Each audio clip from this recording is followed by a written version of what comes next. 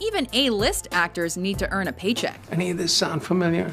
Welcome to WatchMojo.com, and today we're counting down our picks for the top 10 bad movies with good actors. Hello, Mrs. Choi. Hello. For this list, we've picked a bunch of bad movies that somehow attracted good actors to attach themselves to the project. We've judged the movies based on critical reception and box office numbers, and we judged the actors based on past projects and their reputation for giving good performances. Oh, this is fun. Number 10, Al Pacino and Christopher Walken, Geely. You don't f*** around! This movie may go down as one of the worst ever made. It's almost too stupid for my mind to grasp. It seemed like a terrible excuse for real-life couple Jennifer Lopez and Ben Affleck to star in a movie together. It means you're not my type. Is that right? If anything, it only worked to hurt the reputations of them, Pacino and Walken. Somewhere a mistake has been made. The laughable dialogue, a nonsensical plot, and an indecipherable title led the movie to be yanked from theatrical release after only 3 weeks. And I am very concerned about the way things have turned out here. Audiences stayed away from the film, and it made a paltry $7.3 million, despite its budget of $75.6 million. This is one of those mysterious cases. Unsolvable will probably turn out to be an alien abduction, but we're obligated to at least create the appearance of due diligence. Number 9. George Clooney, Jeff Bridges, Kevin Spacey, and Ewan McGregor, The Men Who Stare at Goats. Oh. Sorry, didn't mean to wake you. Based on a novel of the same strange name, the film boasted an all-star cast of Hollywood's finest leading men and great character actors. There's always bad apples. Unfortunately for them, this movie didn't offer enough depth for their skills. Well, the hooker thing is definitely a lie. Met with mixed reviews, the film was meant to be of the dark humor variety. Instead, most of the humor fell flat, and the film suffered from a lack of purpose while trying too hard to be smart. Let it go! The one bright spot was Clooney's performance, which rose above the lackluster film. Tell everybody what happened. It's your job now. Number 8. Leonardo DiCaprio, J. Edgar. Edgar? Edgar? Am I boring you? This was obviously a vehicle meant to earn DiCaprio an Oscar, but it was the wrong choice on his part. My mother calls me Edgar, my niece calls me J.E., and I signed John E., not John. Based on the life of the infamous FBI director J. Edgar Hoover, DiCaprio was actually hailed for his performance and the depth he brought to the character. I am responsible for thousands of arrests, sir. Unfortunately for him, the story around him lacked focus, was confusing, and wasn't exactly historically accurate. And he said, and I quote, "You go ahead and investigate those cocksuckers." The production seemed haphazard, and DiCaprio's makeup was poorly done. I know it's hard for you to imagine today, but there was a time where the average American feared for their safety and survival, Agent Smith. Even he couldn't elevate that many things working against him. Do you consider our reputation petty, Mr. Tolson? No, And order the wires. Can we at least discuss this? After you've ordered the wires. Yes, sir. Number 7. John Travolta and Forrest Whitaker, Battlefield Earth. Put it on my tab. You don't have a tab.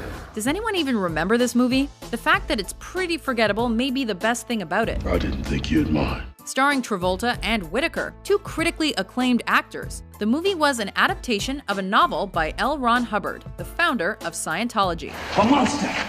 A beast! Yeah! The stories are true. Travolta had to fight to get the film made, and it shows. It's a disgrace to my entire family line. The script was horrible, the story incomprehensible and filled with plot holes, and the production looked amateur. I've wasted my time, haven't I? The film won 7 Razzies that year, but somehow it did not kill either actor's career. How about giving your old teacher a clue as to who this might be? You insult yourself, sir. You know you taught me better than that. Number 6. Daniel Day-Lewis, 9. I can't make this movie. Based on a musical of the same name and the Federico Fellini film 8½, this movie had big shoes to fill, but failed miserably. Sleep, then come back here and make a good movie. Day-Lewis had a supporting cast that included many beautiful and talented actresses, including Penelope Cruz, Sophia Loren, Marion Cotillard, and Dame Judi Dench. She was the best thing in the movie. Oh. It's true. But instead of feeling fresh and sexy like it was intended, the movie felt overly long and lacked a clear vision. Is this true? It sounds fantastic. I can't wait to see it.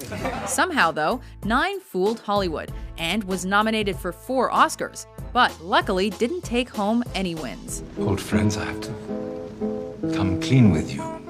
There is no movie. I can't pretend anymore. Number 5. George Clooney and Matt Damon, The Monuments Men. Monuments Men, signed by Roosevelt. Oh, I see that. This film was Clooney's 6th directorial effort, in which he starred alongside Damon, Cate Blanchett, Bill Murray, Jean Dujardin, and John Goodman. They're taking it pretty easy on us. I think they feel sorry for us old guys. Instead of showing off his talents as an actor or director, the movie was forgettable almost immediately upon release. That's too bad. It's tough to single out one actor as having given a particularly bad performance, but many characters seem to lack motivation or believability. Well, if it weren't for us, you'd be speaking German. No. If it wasn't for you, I might be dead. Clooney claimed that the majority of the story was historically accurate, but some historians disagree. We believe that there are pieces of art in that mine that we've been tasked to find. Whatever the case, the film was dead on arrival. You think 30 years from now, anyone's going to remember that these men died for a piece of art? Number 4. Sean Penn, All the King's Men. Every man a king, every man a king. A political drama starring Hollywood A-listers like Sean Penn, Jude Law, Anthony Hopkins, and Kate Winslet sounds like Oscar bait, but this movie was the exact opposite. It's not so bad, it's not gonna be.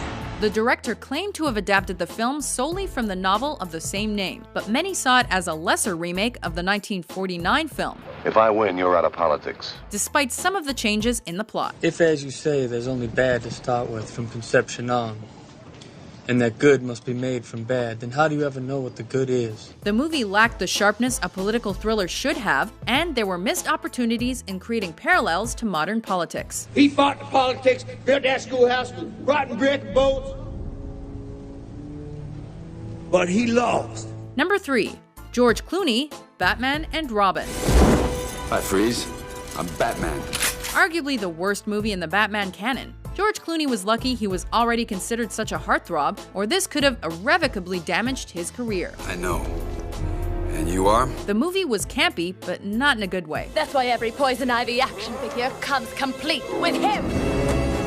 There were too many snappy jokes with no substance, which made the story hard to care about. This is why Superman works alone. Clooney looked silly in the outfit, which was awfully designed, and included visible nipples. There's something about an anatomically correct rubber suit that puts fire in a girl's lips. Batman and Robin was so unsuccessful, it led Warner Brothers to cancel the follow-up film, Batman Triumphant. Hey, Freeze. The heat is on. The series wasn't resurrected until almost 10 years later, with Batman Begins. Please, show some mercy. Mercy? I'm afraid that my condition has left me cold to your pleas of mercy. Number 2. Robert De Niro and Al Pacino, Righteous Kill. That was righteous. It seems like De Niro may be playing a trick on audiences with some of the choices he's been making later in his career. Sorry, Bud, I'm really sorry. When people think of a De Niro film, they expect a gripping story with an unmatched performance. Good old days. We used to let the perps bleed out and call off the ambulance. Calm. Righteous Kill did not deliver. Good, whatever you say. To add to the insult, Al Pacino was also in the film. Oh, shit. Which should have elevated the movie's so-so plot. You wouldn't mind. But that's not why I'm here. Instead, the two men seemed to be above the material they were given. What would it look like if we didn't go? The movie lacked suspense and held little mystery, despite being advertised as a thriller. You know, you sort of get numb to it. Before we unveil our number 1 pick, here are a few honorable, or in this case, dishonorable mentions. You are such a slut. Lucky girl. Oh, sorry. Oh my God. There it goes. Dad, aren't you going to be cold? No, there's nothing like New York air. It relates to the city. The city's, it sticks out, it's curvy, it's good, it's what? You son of a bitch.